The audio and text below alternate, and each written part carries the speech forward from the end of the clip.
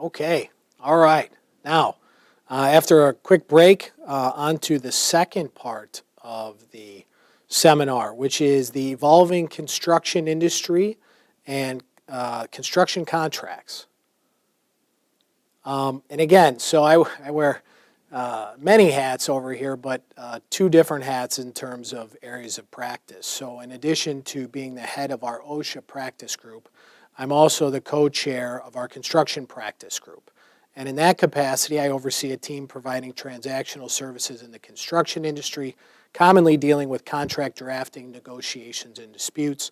And then I also represent all construction parties in breach of contract bonding, mechanics lien, asset and business valuation, construction defect, and OSHA-related litigation. Serving as outside general counsel to companies of all sizes in the construction industry and general industry fields, providing legal and business advice on a wide array of issues. And just by way of background beyond that, so I used to work in the construction industry, and then I decided to become a lawyer, a decision I question every day. So I became a construction lawyer because I knew construction issues. And, I dabbled in OSHA for my construction clients, but there wasn't a whole lot of OSHA work back then. There wasn't a whole lot of OSHA work until the Obama administration came in. And then the Obama administration came in, and my construction clients' OSHA needs grew exponentially. And so then I started handling more and more of those matters, and then the OSHA practice kind of branched out. But that's how I'm involved with both. Now, this one I could probably even do without a PowerPoint presentation. I never imagined that I would be seeing the changes that I'm seeing now in the construction industry and with regard to contracts in the construction industry. It's almost to the magnitude of after 9/11, everyone started looking at the terrorism provisions in their contracts and in their insurance policies. What's happening now is ground shifting in the construction industry. So we've got so many different issues in play. We've got COVID issues, which is really kind of the overarching umbrella over all of the issues. And then below that, we've got supply chain issues and delays, right? A lack of freight capacity, disruption of raw materials. We've got material shortages and escalation, concrete, insulation, lumber, manholes, pipe, just to name a few. And then we've got labor shortages and escalation. So, the construction workforce is old and retiring and not being replaced. And all of these things kind of came together at once, right? So first we had the COVID, and then all of these seemed to slowly follow. Some of the supply chain and material shortage issues could be related, could be tied back to the tariff disputes and all of those. But they really didn't take center stage until a year, 18 months ago.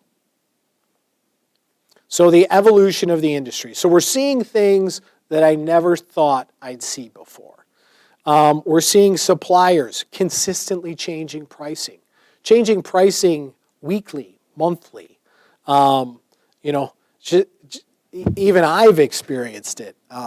My wife and I are remodeling our house. We ordered new cabinets. And the person said, if you don't put your order in this week, prices are going up 18% next week, right? So we're seeing this across the board.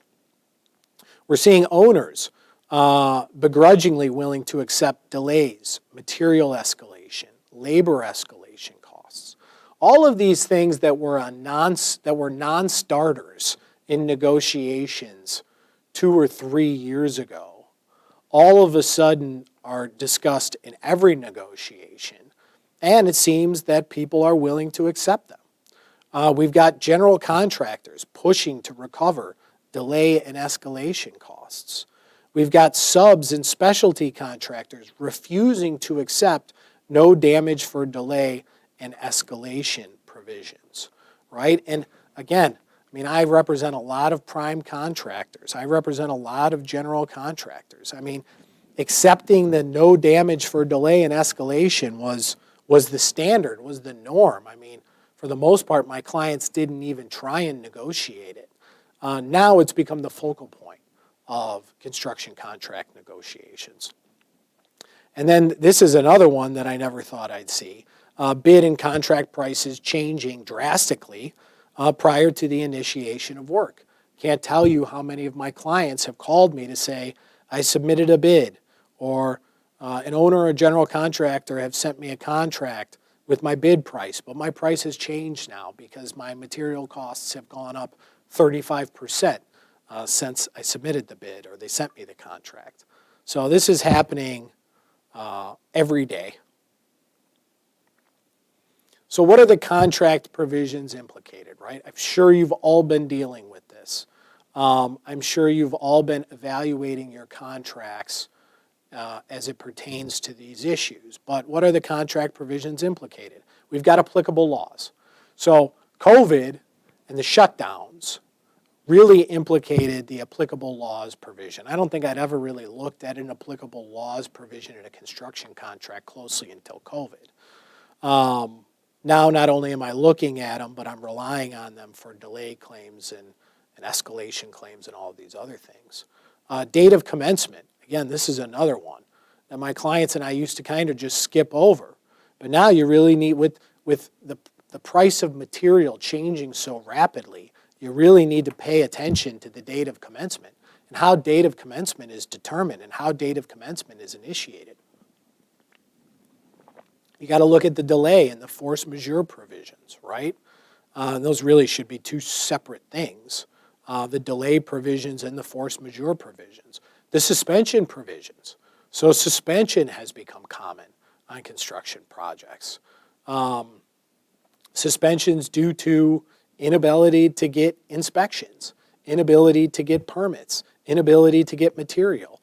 You know, all of these things. I've seen more projects suspended in the last 2 years than I ever thought I'd imagine. And then claims for additional time and compensation. So contractors want additional time and compensation for their delays and increased costs, right? Upstream, owners don't want to pay it unless they have to, but it seems that they've come to the realization and the acceptance that for the most part, they have to. But if for some reason these aren't permitted upstream, right, then you need to make sure that everything's in alignment and you need to negotiate it downstream, right? Over the past 2 years, I mean, my clients, I've actively dealt with claims related to workforce depletion, materials delayed, owner stoppages, refusal to work by subcontractors, no inspections, PPE and COVID protection costs, production losses, and increased general conditions. I'm sure you're all experiencing this. So the contract provisions. Negotiate your contracts moving forward based on your past experience, right? So again, I alluded to the 9/11 example. I mean, after 9/11, everyone was looking at the terrorism provisions. Everyone was looking at the terrorism coverage, especially for people working in cities. You need to look at your contracts under the lens of this new reality, of this new world that we're in, right? AIA and other forms may reference the pandemic, government orders, change in laws, force majeure, all of these things generally that kind of touch on what we're dealing with and what you are dealing with in your specific business. But again, my suggestion is look at your contracts and go beyond just the generic and draft them and negotiate them specific to your circumstances and your experience. So again, I've seen a lot of owners, general contractors, including in their contracts specific COVID-19 delay provisions, COVID-19 material price escalation provisions. And you can negotiate into it whatever you want. I mean, I have one example here. This one, when you wade through it, basically says that there's no additional compensation for the first 60-day delay of any COVID delays. But beyond that, the parties are going to split the general conditions, right? So you can negotiate it however you see fit. But look at your contract under the current lens, look at the contract under the issues that you're experiencing on your projects, and revise them accordingly. So review your contracts for deadlines, notice required, and whether you're entitled to an extension of time or additional compensation, right? So now I'm talking about if you're submitting a claim, right? If this has happened to you, if you're experiencing these issues, or if you think you might, look at the contracts for these provisions. And then if you're going to submit a claim, this is what you need to look at. And you need to timely assert your claim, right? Failure to timely assert or properly assert a claim often results in it being waived. So, and I can't tell you how many times I deal with this with my clients where, they have a proper claim, but they don't submit it, or they don't submit it timely. And then the owner or the general or whoever's upstream rejects it. And they say, well, you didn't follow the contract as it relates to the claim. So if you have a valid claim, make sure it's properly and timely asserted. And then support your claim with proof, right? And I get this all the time from my clients, especially my clients that work with their customers repeatedly. We discuss the claim at meetings. We discuss the claims in emails. Well, if you didn't abide by the terms of the contract as it pertains to the claim, then under the contract you don't have a valid claim. But again, make sure you support your claim with proof. So critical path evaluation, right? Explain how the delay impacted the critical path. Invoices, emails, photographs, supplier notifications. So again, the vast majority of the claim, I've submitted claims recently for the last 2 years for things I never imagined. But the most common one is delays in escalation due to suppliers' delays in escalation. So, in concrete, insulation, manholes, all of that. So, if you have a claim based on something like that, based on a supplier delay or supplier price increase, you want to make sure that you get a letter or some other notice from the supplier relating to those things, and you want to include it with your claim.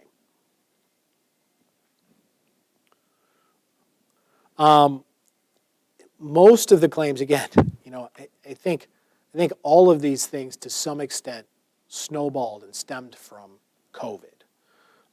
So almost all of these claims can be tied back to COVID if you have to, right? If you have to tie it back to force majeure. Because almost every construction contract includes a force majeure provision, right? Many of them say, no damage for delay, no material escalation recovery, but they say something different as it pertains to force majeure. So, if you need to tie your claim back to force majeure, you can, if you need to and if you draft it properly, right?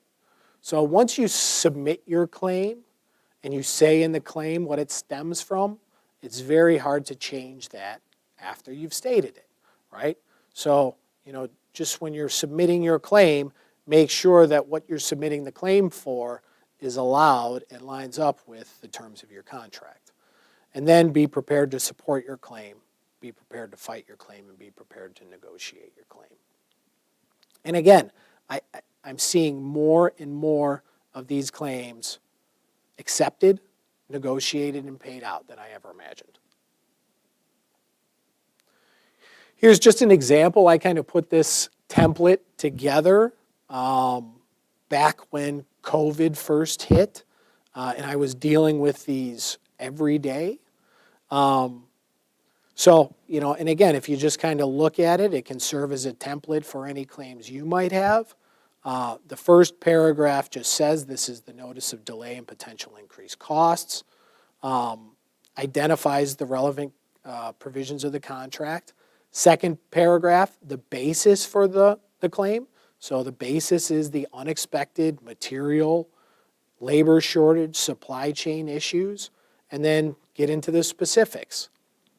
the inability to obtain material, labor, and transportation. And then if you need to, you can tie it back to COVID, the majority of which ultimately stems from the ongoing COVID-19 pandemic. Third paragraph, so the first two paragraphs, you talk about the provisions implicated, you talk about the cause of the delay. The third paragraph, talk about what you're doing to minimize the delay, because that's usually a requirement in the contract too. You can't just sit on your hands with a delay. You have to minimize the impact. So you have to explain what you're doing, looking at other suppliers, hiring more employees, replacing subcontractors, evaluating other suppliers, evaluating alternative material to use, all of these things. And then in the fourth paragraph, you state what you want. So we're going to need an extension of time. It's going to result in additional increased costs. Even if you can't liquidate and specifically identify that amount, give a ballpark. We anticipate there being increased costs in the amount of $15,000. But when we know the final amount, when we've liquidated it, we will update you, right? So this is just an example if you're experiencing these issues.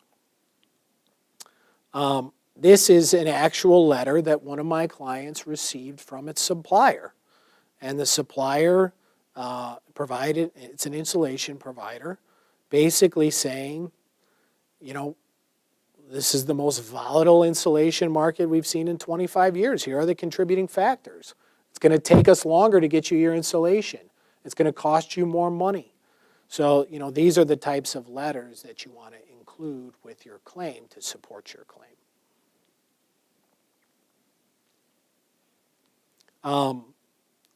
What about if you entered into a contract that has a no damage for delay or no additional payment for escalation provisions? Generally, those are legally binding and they're upheld. There is an exception. There are a couple of exceptions, but the most notable exception is delays in costs not contemplated by the parties at the time of the contract. So, and the general theory for that exception is parties can't contract relating to an issue that they haven't contemplated.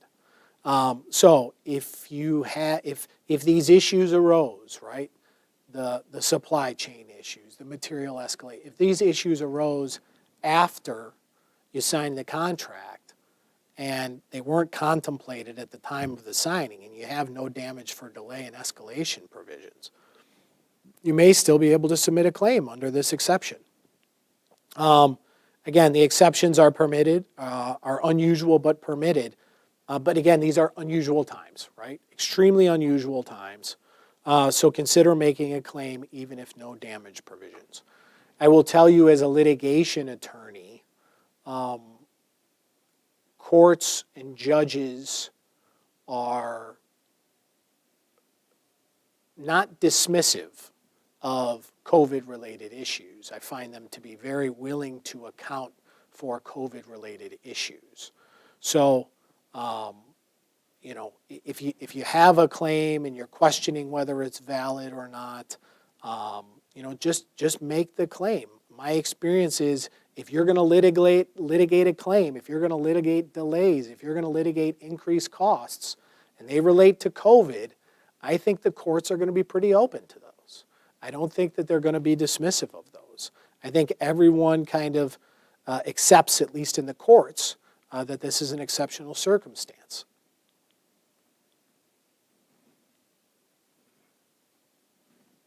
Oh, all right. Price escalation before the work. So this is the one that I've been dealing with. The first year I dealt with the delay claims and the other claims on contracts that had been executed before COVID. People have then been negotiating their contracts based on what they're seeing, based on what they're experiencing. But now I'm seeing, because now material price changes are being enacted so quickly that I'm seeing price escalation after a bid is submitted or a contract is sent or a contract is executed, but before work has started. So how can you protect yourself, right? I mean, I get these calls every week. I submitted a bid. It's a firm bid, but I submitted it 6 months ago, and the cost of my material has increased 38%, right? What do I do? What can I do? And so you can make a claim. You know, you can try and, if the contract hasn't been signed and the bid wasn't firm, meaning it wasn't for a public project or something like that, you can try and back out of it, right? And I'm doing that, you know, I've helped clients with that in the private project context where they submitted a bid and then they sent them a contract and the contract wasn't executed. But condition your bids and contracts on price escalation prior to the initiation of work, especially if there's no firm date for the start of work, right? It was not unusual a couple years ago for my clients to sign contracts 6 months, 8 months, a year before they started work, right? And they would hold their pricing. It would be firm pricing. That's changing. Start work upon notice from the owner, right? So, and again, this is a big one in the AIA forms, right? You'll start work when we give you a notice to proceed. Well, okay. I had people receiving notices to proceed 18 months after they had signed the contract, right? So, you know, just be very cognizant of those things going forward. Alternatively, set a pricing time limit. This price, this bid, remains good for 30 days. And if we're not given a notice to proceed, if our work doesn't start within that time period, then the pricing is subject to change, right? So just be aware of this. I mean, I'm having this happen to people that thought it would never happen to them. You know, my supplier raised pricing on me out of the blue for the first time in 30 years. What do I do? You know, but I mean, again, anything can happen in this evolving construction market that we're in. So that's it. I ended that early. I don't know if there are any questions.